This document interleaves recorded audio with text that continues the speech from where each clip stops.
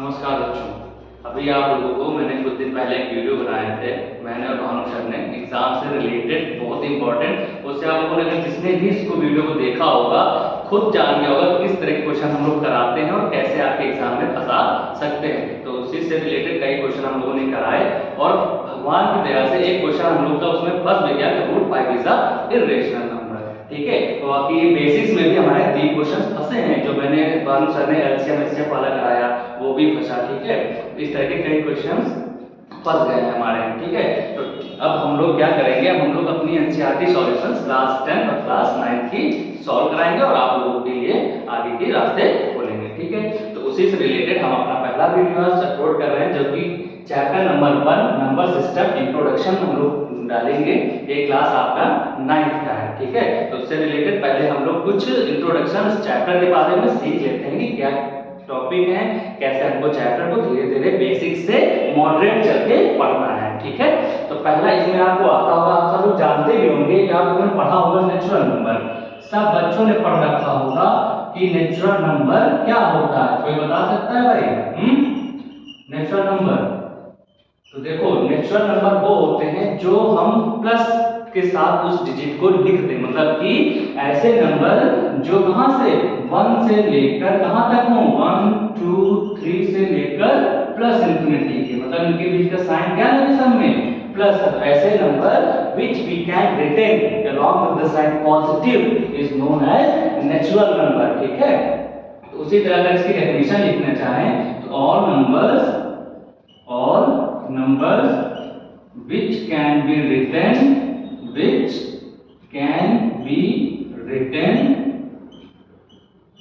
along positive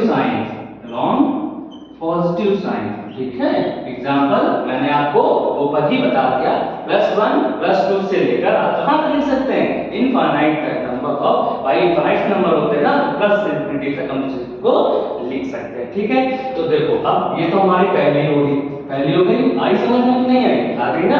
अब देखो दूसरा इसी में है, दूसरा ही है क्या, इसी से रिलेटेड सेम, बस थोड़ा सा अंतर, होल नंबर्स भी पढ़ा होगा आप लोगों ने, पढ़ा है कि नहीं पढ़ा भाई? तो होल नंबर्स क्या होता है, इसका कोई बताए? कुछ नहीं है, आपने इसको देखा। ठीक है, इसी से रिलेटेड, बस इसमें क्या होता है कि होल नंबर में 0 इंक्लूड हो जाता है। ठीक है, तो all natural numbers,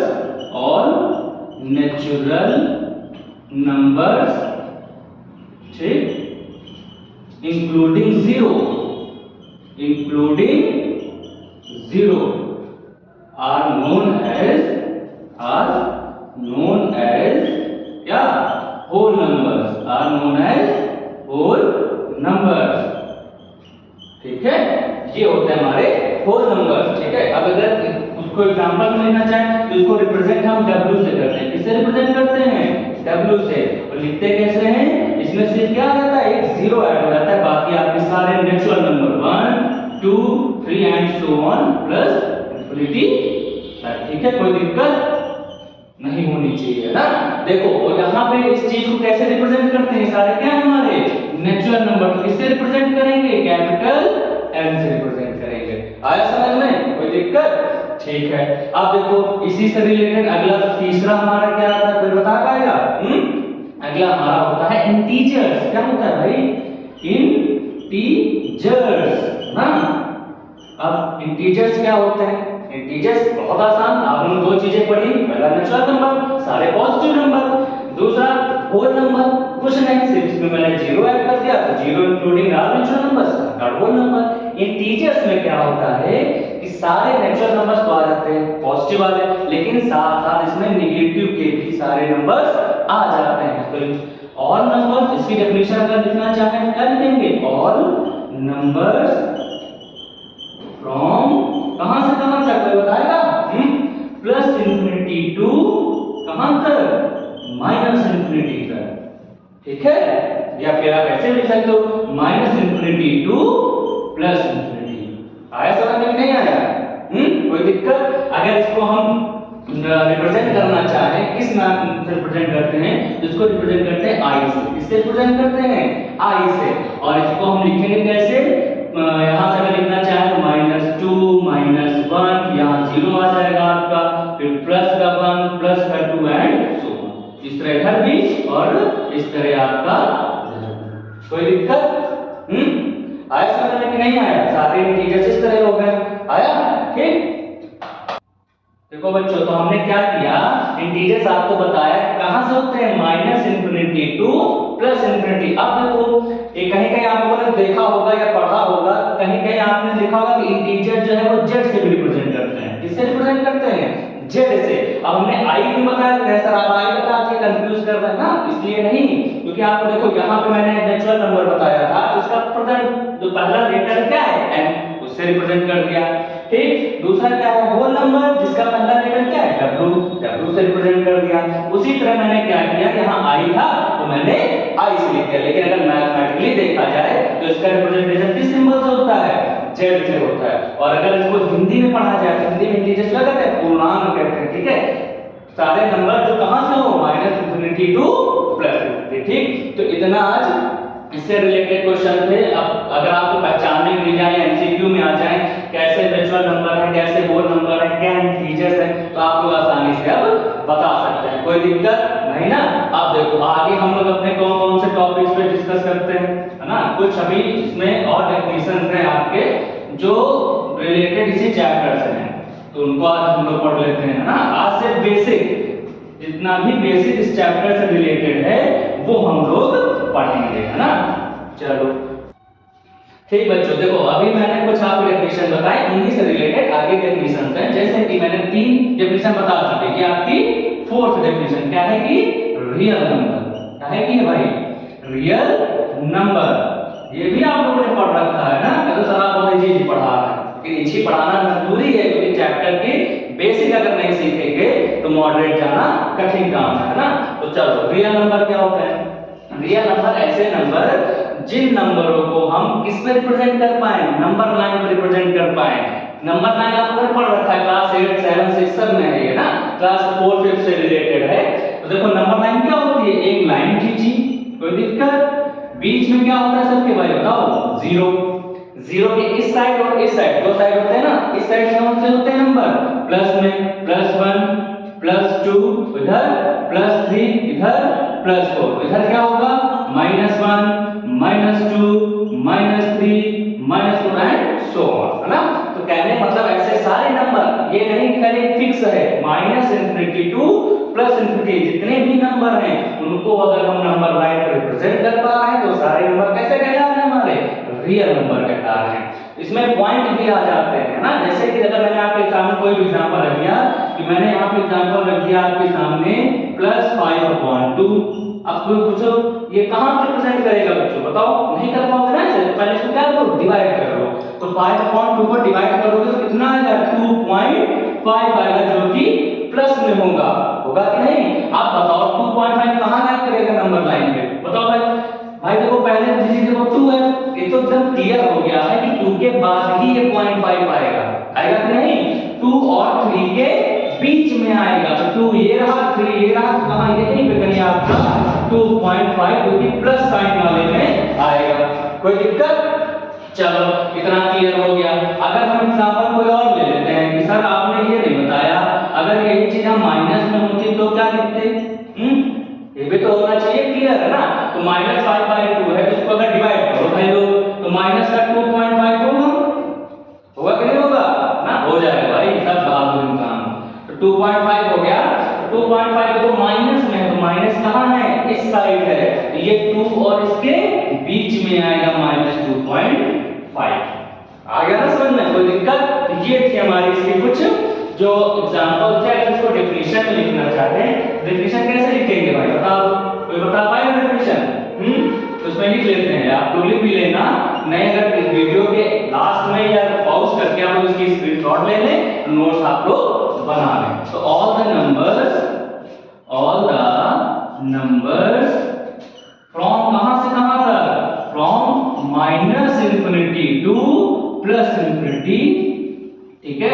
all the numbers from -infinity two plus infinity can be written on, या इसको कह सकते हैं expressed on, क्या कह सकते हैं, expressed on, कहां पर, नंबर लाइन, कहां पर भाई लोग, नंबर लाइन। तो ये हो गया आपकी डेफिनेशन और इसका ये एग्जांपल। कोई दिक्कत नहीं ना? चलो ये हमारी हो गई फोर्थ डेफिनेशन। अब हम आते हैं अपनी अगली डेफिनेशन जिसका नाम है क्या? बताओ भाई, कोई गेस कर पाएगा? चलो हम बताते हैं क्या है। Rational number. सभी लोगों ने एकदम खुश हो गए होंगे सुन के नाम ना। ये तो सर हम पढ़ेंगे, ये हमको बहुत अच्छे से आता है, लेकिन बारीक चीजें जो आपने डेफिनेशन पूछ लेता है वो नहीं बता पाता है नॉर्मल इंसान ना। तो देखो रेशनल नंबर क्या है, डेफिनेशन लिखें, पहले डेफिनेशन लिख लेते हैं। चलो एनी नंबर, क्या लिखेंगे भाई लोग? Any number can be written in the form of p by q। ऐसे नंबर जिनको हम किस फॉर्म में रिप्रेजेंट कर पाए? p by q के फॉर्म में, मतलब कि फ्रैक्शन के फॉर्म में रिप्रेजेंट कर पाए, वो होते हैं रेशनल नंबर। तो क्या बच्चों बता सकते हो ये पूरी डेफिनेशन एकदम कंप्लीट है? अभी हमने तो बताया ही नहीं यहाँ p और q क्या है, बताया नहीं ना। तो ये भी एक चीज नोट करो कि p एंड जो q है, p एंड q क्या है? Are integers. क्या है भाई लोग? इंटीजर्स, जो कि आपको ऊपर भी इसके पहले वाले में इंटीजर्स की डेफिनेशन समझाई थी ना वही। तो p और q क्या होंगे? इंटीजर्स।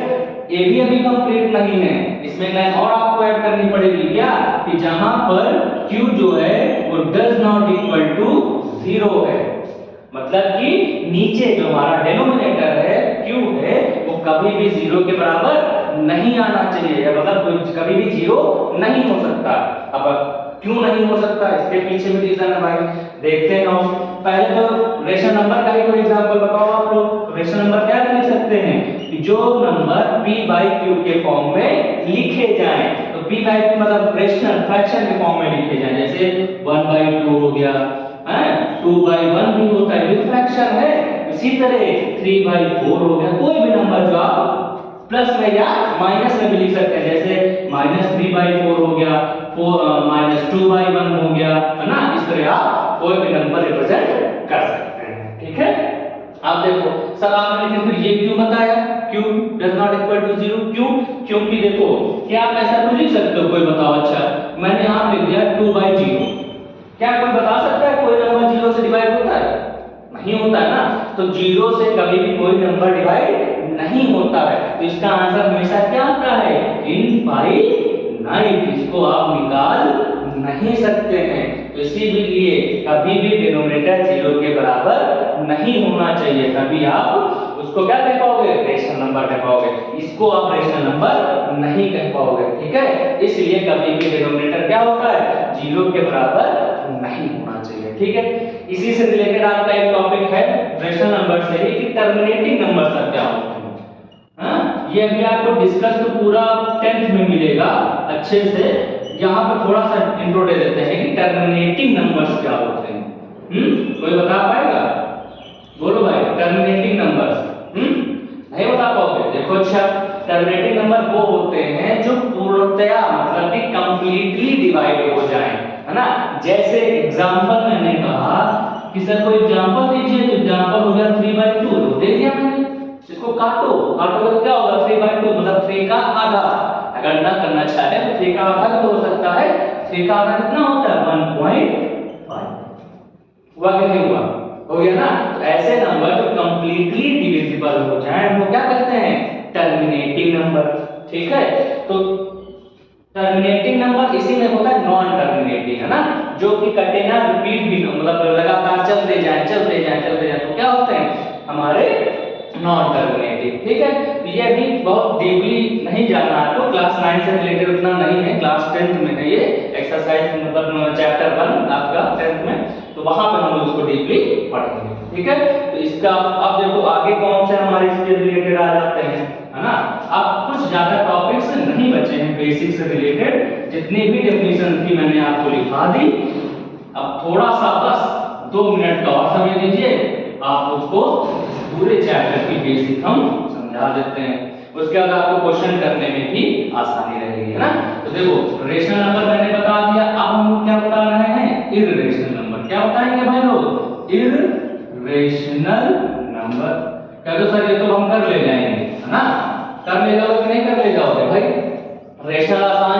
लिखेंगे जो नंबर p by q के फॉर्म में रिप्रेजेंट हो रेशनल नंबर, जहां पे p और q इंटीजर्स हो, q की वैल्यू कभी जीरो ना हो। इन तीन बातों को हमेशा याद रखना। कभी भी कोई डेफिनेशन पूछे तो इस पूरी तरह डेफिनेशन से बता के आना कि सर p by q के फॉर्म में जो नंबर लिखे जाए वो रेशनल, जहां पे p और q इंटीजर्स, q कभी जीरो नहीं, हमारे सर ने बताया था। ठीक है, अब आते हैं इररेशनल नंबर। तो भैया इसका जस्ट उल्टा, रेशनल नंबर का जस्ट उल्टा, नंबर्स लिख लो, नंबर्स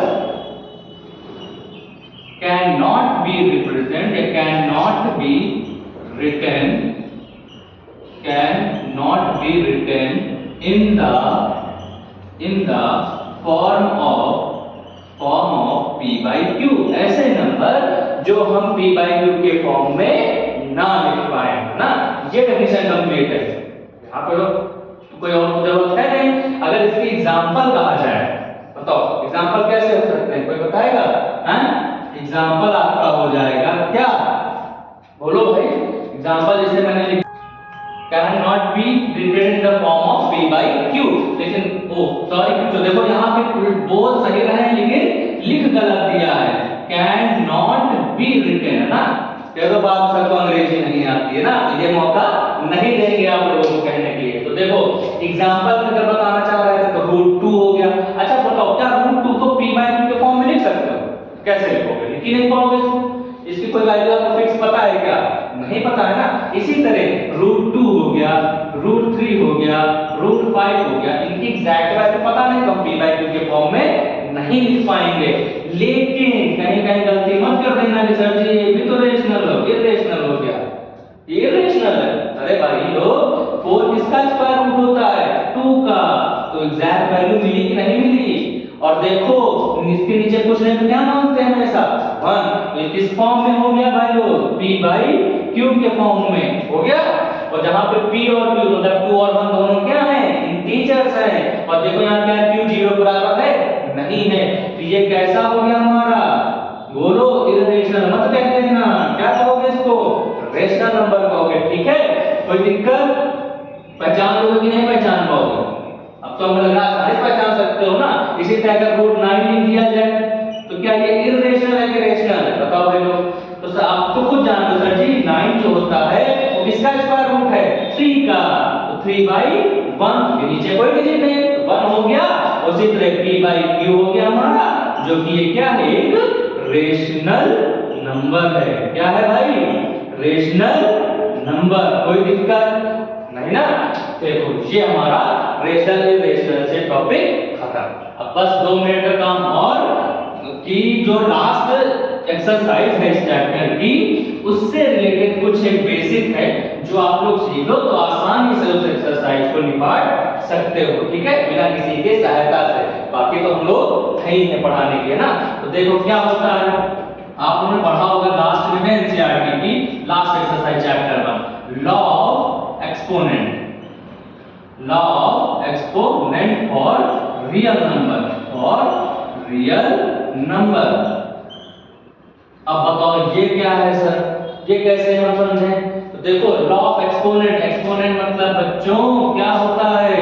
पावर, शक्ति। वो मत मान लेना ना, किसी की डिजिट के ऊपर जो पावर लगती है उसको एक्सपोनेंट। जैसे एग्जांपल के तौर पर अगर इसको जानना चाहें तो 2 की पावर क्या लिख सकते हैं? 2 लिख सकते हैं। तो यही क्या है? एक्सपोनेंट मतलब कि पावर। तो यहाँ पे 2 को कितनी बार बोलोगे? 2 into 2, तो सर जी क्या हो गया? ये 4 हो गया।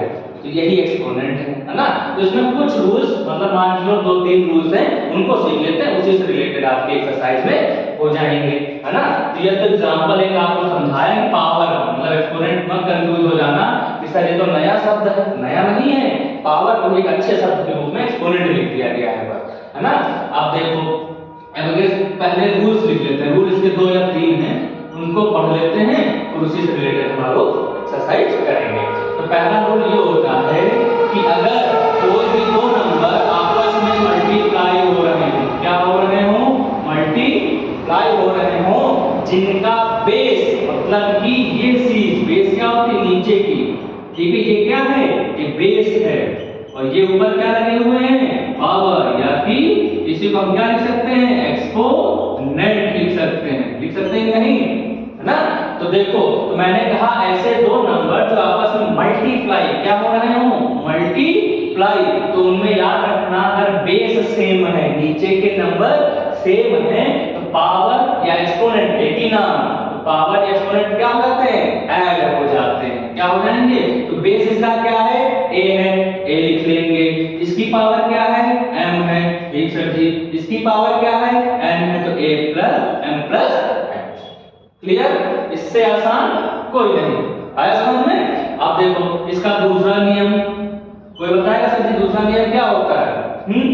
हम बताते हैं भाई कि अगर किसी की पावर की होल पावर लिखी हो, किसी की या किसी भी नंबर की पावर अगर होल पावर लिखी हो, तो उसमें क्या होगा, तो उसमें दोनों पावर्स हमेशा क्या हो जाती है, मल्टीप्लाई हो जाती हैं। जैसे a और m और n क्या हो जाएगा, मल्टीप्लाई, n into n लिख सकते हो, या इसी को a m n लिख सकते हो ना, क्योंकि कोई साइन नहीं तो वहां मानते हैं मल्टीप्लाई का, कोई दिक्कत नहीं ना। तो देखो भाई लोग तीसरा क्या होता है, सर जी आपने मल्टीप्लाई का बता दिया, डिवाइड का तो नहीं बताया, तो डिवाइड का भी सीख लेते हैं। a की पावर n अपॉन a की पावर क्या n, लो हमारी भी ख्वाहिश पूरी कर दी मैंने, डिवाइड है दोनों नंबर, दोनों के बेस सेम है ना।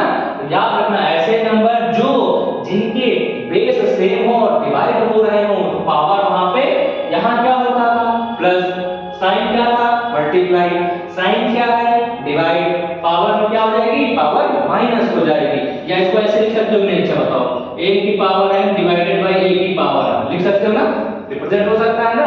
तो इसी तरह इसको क्या लिखोगे, a की पावर बेस सेम है, पावर क्या हो गई, माइनस m माइनस n हो गया, कोई दिक्कत है ना।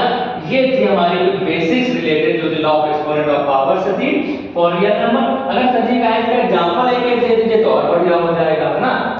हाँ तो देखो हम कह रहे थे एग्जांपल के बारे में ना, तो एग्जांपल कैसे आ जाते हैं, चलो पहले एक एग्जांपल कर लेते हैं ना, इससे रिलेटेड एग्जांपल, ठीक है, इससे रिलेटेड बस एक एग्जांपल के तौर पे आसानी से समझा जा सकता है, बाकी तो एक्सरसाइज आपकी है ना। तो देखो मैंने कहा कोई भी दो नंबर जिनकी बेस सेम हो, पावर ऐड, यही कहा ना, मल्टीप्लाई हो रहा है, लेकिन एक नंबर 2 लिया, 2 की पावर 3 कर दी, मल्टीप्लाई किया 2 की पावर 4 कर दी, यही की मैंने, कोई दिक्कत। अब देखो बेस क्या होता है, ये चीज सेम है कि डिफरेंट, बताओ, सेम है ना, तो पावर क्या हो जाएंगी, ऐड हो जाएंगी। तो 2 बेस लिख लिया, पावर क्या है 3 प्लस 4, तो इसको हम क्या लिख सकते हैं, 2 की पावर 4 में 3 जोड़ा 7, यही आपका क्या हो जाएगा आंसर, कोई दिक्कत है ना।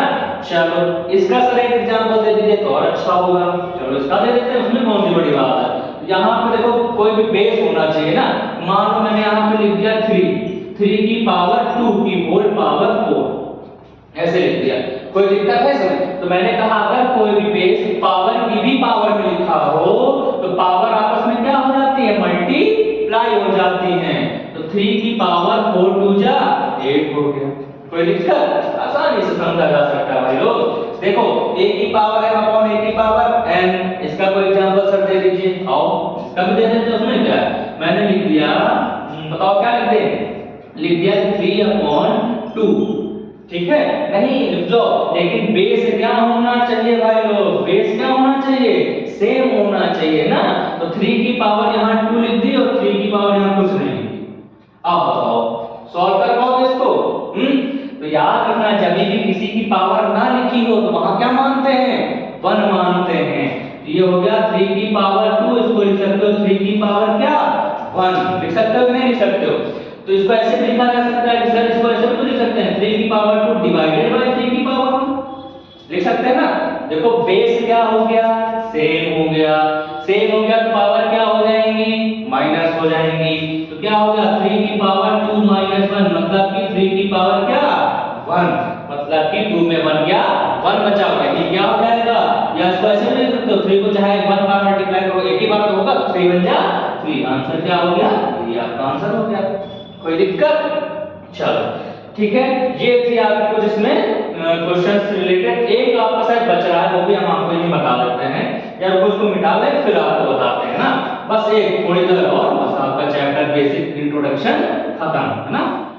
ठीक बच्चों देखो, आखिरी हमारी बची थी फोर्थ वाली जो हमारी रूल्स में आती है, जैसे कि अगर यहाँ पर बेस अलग हो, अभी हम लोग बेस सेम वाला पढ़ रहे थे, अगर बेस अलग हो जाए जैसे a की पावर m और b की पावर भी क्या हो m हो जाए, तो यहाँ पे तो अंतर कितना आ गया, बहुत अंतर आ चुका है। यहाँ पे बेस अलग हो गई है, पावर सेम हो चुकी है ना।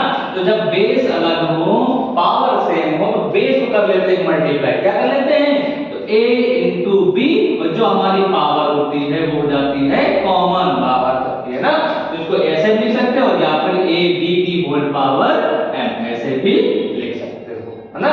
ये थी हमारी चौथी प्रॉपर्टी, इसका एग्जांपल दे दीजिए तो और अच्छे से समझ में आ सकता है कि नहीं। तो देखो भाई चलो दे देते हैं, क्या कहा, बेस अलग हो, मैंने लिखा 2 की पावर 2 या 3 मान लेते हैं इनटू 3 की पावर 3, लिख सकते हैं। देखो अंतर क्या है, बेस अलग पावर सेम, तो मैंने कहा था बेस अलग हो पावर सेम हो तो बेस क्या हो जाती है मल्टीप्लाई, 3 2 जा 6 हो गया, पावर एक क्या है कॉमन आ जाएगी, ऐसे देख सकते हो। सो इजी, आपका इतना ही अभी समझो। अगर इसको लिखना चाहो तो कितनी पावर है, 3 पावर है तो कितनी बार करोगे, 3 बार, 1 2 और 3 ऐसे लिख सकते हो। ये भी रिप्रेजेंटेशन है, ये भी रिप्रेजेंटेशन है। और अच्छे से करना चाहो तो इसको 3 बार क्या कर लो मल्टीप्लाई, 6 6 जा, बताओ बच्चों 6 6 जा 36, और ये भी 6 एक और हमारे पास बचा है तो इसको फिर मल्टीप्लाई करो, तो 6 6 जा 36, कैरी कितना गया 3, 6 3 जा 18, 18 में 3 जोड़ा 21, ये आपका आंसर आ गया। कोई दिक्कत? ये थे हमारे कुछ बेसिक्स फंडामेंटल्स, हमारे बेसिक्स चैप्टर 1 के। तो इससे रिलेटेड आप अभी हम लोग एक्सरसाइज भी करेंगे और आप लोगों से हमारा संपर्क बनता रहेगा। बाकी और अच्छे वीडियो के लिए हमारा बहुत बहुत आप लोगों का धन्यवाद, और लाइक सब्सक्राइब और शेयर करते रहिए, जिससे कि आप इस वीडियो को ज्यादा से ज्यादा